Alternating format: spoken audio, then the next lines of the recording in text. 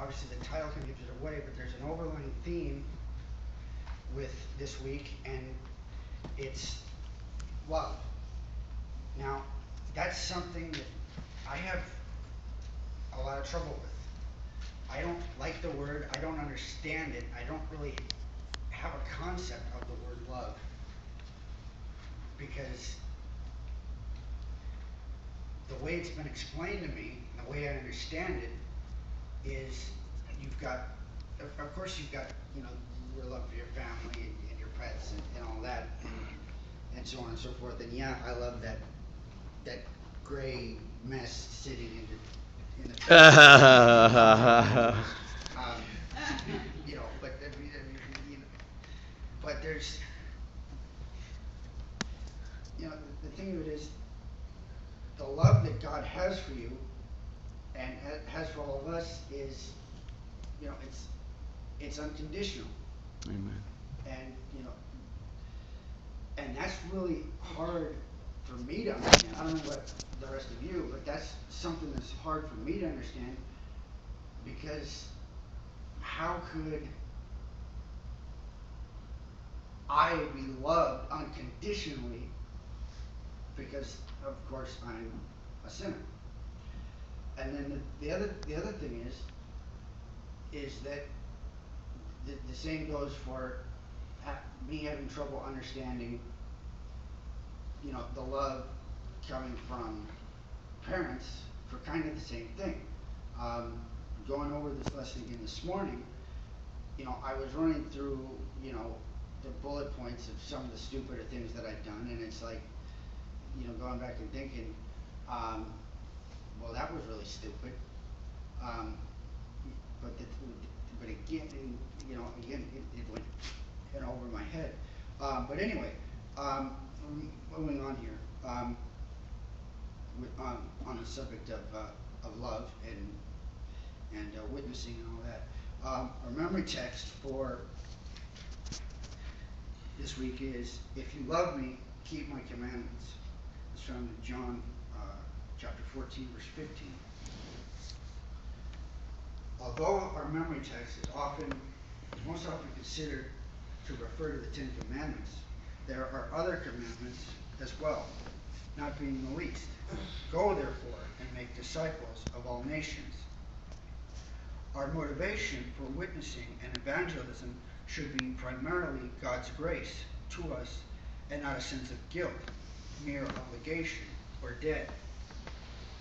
One doesn't need to be a behavioral psychologist to know that pretty much everything we do as humans is in response to something.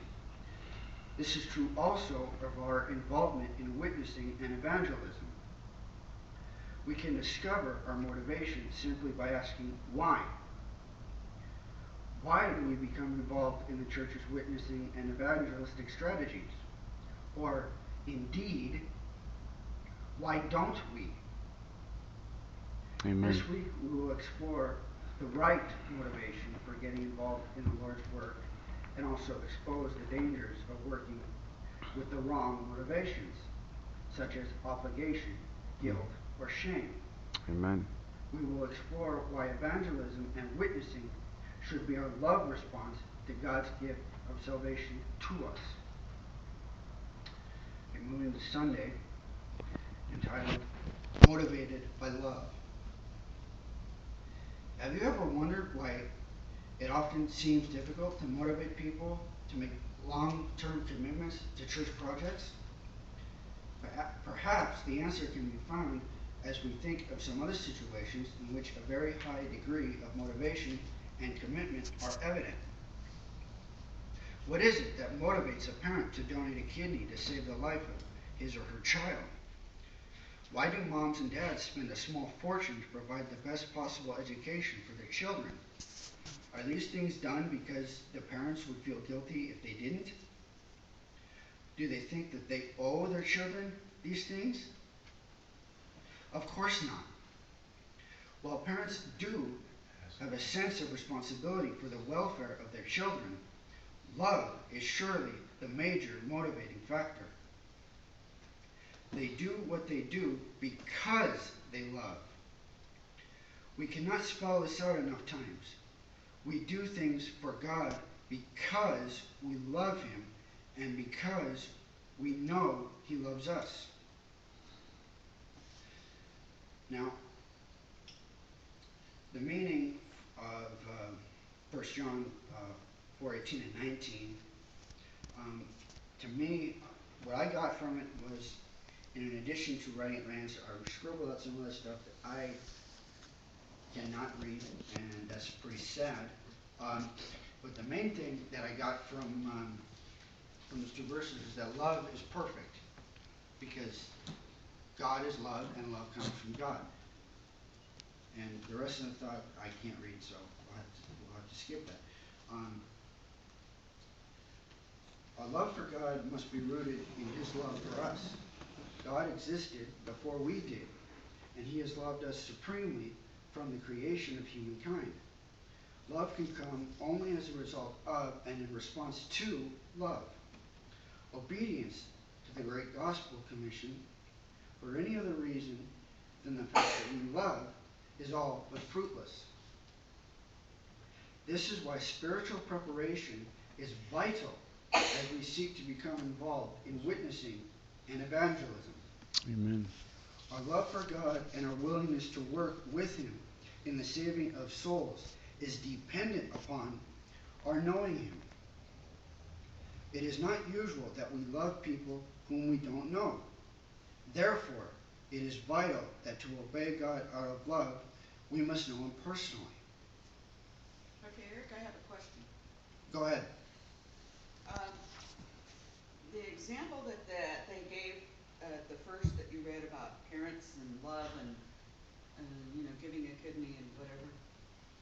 What do you do when you come upon a person that you are witnessing to or whatever that doesn't have that kind of parenting love in their life?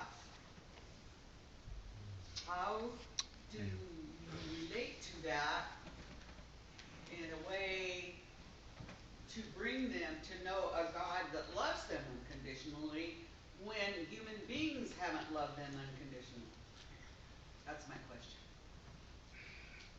I suppose that would be incredibly difficult, but I think the best way is to try to find another relationship that could be, I don't know if surrogate is the right word, but you find another relationship that that person has an experience with to make a connection between the two.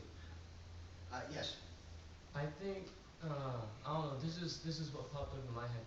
Maybe if they don't know the kind of love that comes from a parent or whatnot. To me, what I try to do to the people that I know is I show them what love is myself. If they don't know what love is from their parents or whatnot. Well, hey, Eric, I show you love. I put a roof over your head. I give you 3 meals a day. You got clothes on your back. What more do you need? You don't do that by yourself, though, do you? You really want to open up that can of worms now? But that's a good question. Does that mean He loves you? I think is what he's asking. Yeah. Does giving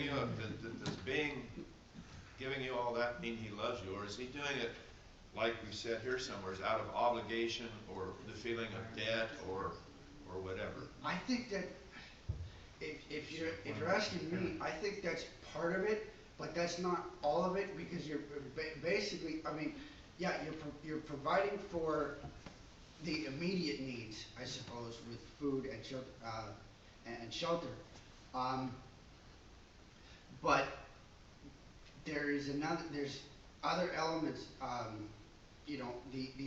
That's perhaps the physical side of it. There's the emotional side to it as well, because you can do that, and if you completely ignore everything else, you've got food, you've got clothing, and the bills are paid, so you have a physical place that you can go to. But if you're otherwise left isolated and ignored, that's the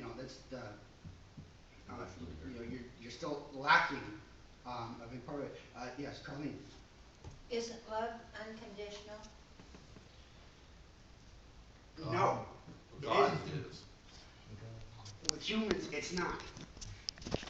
Very rarely do you find that with needs.